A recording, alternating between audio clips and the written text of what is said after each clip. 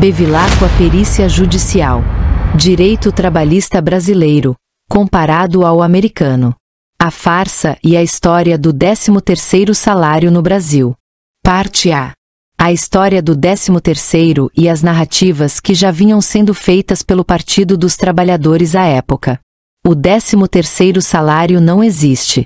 Ele é meramente um ajuste matemático para repor a diferença de 52 semanas existentes no ano, face às 48 semanas que pagamos devido os pagamentos serem mensais e não semanais, como nos Estados Unidos. Esse bônus será instituído como um pagamento de salário extra ao trabalhador, mas tudo não passou de uma jogada de marketing de Getúlio Vargas, que ficou conhecido como o pai dos pobres. Aarão Sembrubro, deputado federal, PTB Rio de Janeiro, de 1917 a 1992, foi o pai do 13º salário. Seibruch nasceu em 1917 no município gaúcho de Santa Maria e formou-se em Direito na Universidade de Porto Alegre. Trabalhou como jornalista no diário Última Hora e chegou a diretor da Revista do Trabalho. Filiou-se ao PTB do antigo estado do Rio de Janeiro e se elegeu deputado federal pela Legenda em 1954. Em 1959, foi designado, pela Presidência da República, para tomar parte na Conferência Internacional do Trabalho. O presidente João Goulart assinou a Lei nº 4090 de 1962, instituindo uma gratificação de Natal ao trabalhador, que ficou conhecida como 13º salário. João Goulart, conhecido como Jango, foi um político que iniciou sua vida política, na década de 1940, por influência de Getúlio Vargas, que era conhecido como o pai dos pobres. O pai dos pobres, como Getúlio Vargas era conhecido, foi o presidente que governou o país por mais tempo, ao ponto de seu governo ser denominado genericamente de Era Vargas. O verdadeiro motivo implantação da lei referente ao 13º foi apenas para repor os salários carcomidos pela inflação galopante de 48%, e cessar as greves, garantindo melhores salários e vendas no período natalino. O 13º foi votado em regime de urgência urgentíssima, pois o sistema parlamentarista criado durante o governo Jango estava sob a pressão das greves e o déficit orçamentário de 135 bilhões de cruzeiros e carregando uma inflação de 48%.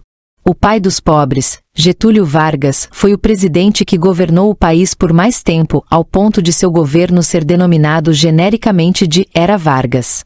Durante o processo de votação, sob a pressão das greves e o déficit orçamentário de 135 bilhões de cruzeiros, foi criado, pelo sistema parlamentarista de governo, o abono de Natal, denominado 13º salário, com todas as narrativas construídas, à época. Pois bem, veja a influência soviética e cubana que Jânio Quadros deixou para o Partido dos Trabalhadores e estes constroem narrativas semelhantes ou iguais até hoje. Jânio Quadros foi condecorar o guerrilheiro e integrante do governo cubano Che Guevara com a Ordem do Cruzeiro do Sul a 6 dias de assinar sua carta de despedida do governo, em 25 de agosto. Um mês antes, ele havia concedido a Ordem da Força Aérea Brasileira ao nada polêmico Gagarin, então uma celebridade em giro pelo mundo e procedente de Cuba. As contradições desse momento ligam, simbolicamente, o cosmonauta soviético às lutas pelo 13º salário, já que Gagarin visitou no Rio de Janeiro o Sindicato dos Metalúrgicos, uma das categorias mais mobilizadas em torno do abono e outras reivindicações.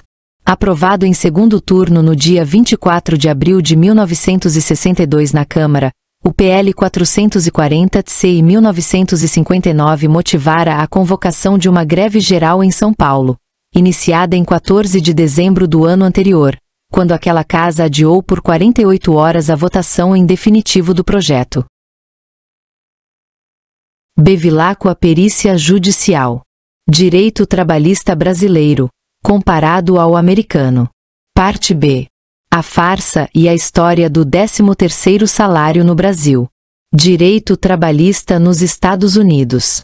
Trabalhar nos Estados Unidos é um sonho para muitos. Os Estados Unidos são conhecidos por constituírem um dos países com as regulações mais flexíveis com relação ao trabalho, pois não há interferência governamental e sindical. A lei que regulamenta é a Fair Labor Standards Act, FSLA, de 1938, que especifica salário mínimo, jornada de trabalho, idade mínima para trabalhar, formas de emprego, entre outros detalhes. Principais pontos das leis e direitos trabalhistas nos Estados Unidos. Salário mínimo estipulado é por hora. A lei estipula o mínimo que o empregado deve ganhar por hora trabalhada. Atualmente a quantia é de $7,25. No entanto, cada estado pode ter o seu próprio mínimo, desde que seja maior que o definido pela legislação federal. Como por exemplo a Flórida, lá são pagos $8,46 por hora. Em Washington e na Califórnia, o valor é bem mais alto, os $11. Não é comum ter horário de almoço, e a lei não menciona nada sobre isso. Portanto, esse tipo de direito depende do acordo feito com a empresa. O comum é que o funcionário tenha de 5 a 20 minutos de pausa e esse descanso conta como hora trabalhada. Jornada de trabalho. A jornada de trabalho semanal é de 40 horas, sendo que o empregado que trabalhar mais do que isso em uma mesma empresa deve receber hora extra. O pagamento por hora extra, segundo a lei, é de 150%, e é a mesma quantia independentemente do dia.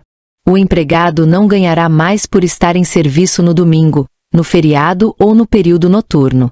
Outro ponto é que as horas são somadas e você só ganha a mais se tiver feito mais do que 40 horas na semana.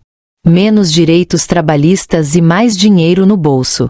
Você já percebeu que há bem menos direitos trabalhistas nos Estados Unidos. No país, não existe 13º salário, vale transporte, vale alimentação, Fundo de Garantia por Tempo de Serviço, FGTS, multa de 40% por rescisão de contrato de trabalho. No entanto, o único desconto na sua folha de pagamento será a Previdência Social. Muitas instituições oferecem refeições no próprio local, plano de saúde, gratificações anuais e outros benefícios para motivar os colaboradores. É fato que há muitas diferenças entre as leis trabalhistas nos Estados Unidos e no Brasil, mas os americanos acabam pagando menos impostos e têm maior poder de compra com seus salários. Lembrando que os Estados Unidos têm uma cultura de recompensar quem trabalha duro, então, não adianta fazer comparações. Definitivamente, o sistema trabalhista americano ajuda o empresário a crescer e beneficiar o trabalhador que quer ganhar dinheiro e ser bem remunerado pelo trabalho duro. Enfim, em média o salário mínimo americano é estipulado em média de $400 por semana durante 52 semanas anuais, perfazendo $20.800 ano.